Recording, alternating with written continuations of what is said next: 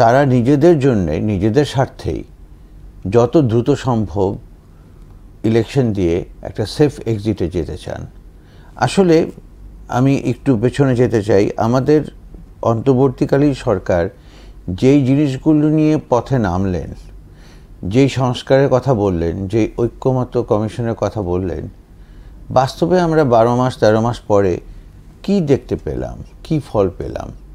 অথচ আমাদের চেয়ে অনেক ছোট একটা রাষ্ট্র, বিভিন্ন রাজনৈতিক দলের নেতারা প্রায়ই বলে থাকেন যে এই অন্তর্বর্তী সরকার ব্যর্থ।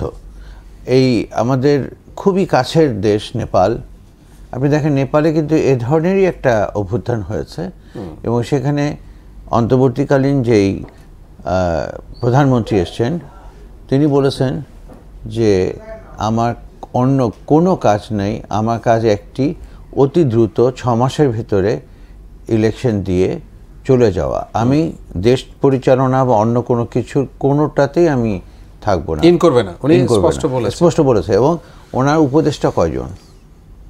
মাত্র 3 জন।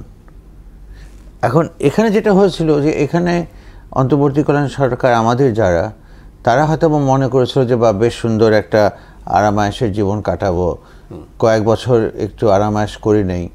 কিন্তু দেশ পরিচালনাটা যে এত সহজ না, এবং মানে পলিটিক্যালি ইলেক্টেড না হলে অথবা ইলেক্টেড না হলে যেই সমস্যাগুলো হয়, বাস্তবে তারা কোথাও কোনো গুরুত্বই পাচ্ছে না। মানে জনগণের সাপোর্ট, ইন্টারন্যাশনাল অনেক সাপোর্ট থাকে, কোথাও নাই, কোনো কিছুই আসছে না, কোনো কিছুই হচ্ছে না, সবাই চুপ করে বসে আছে।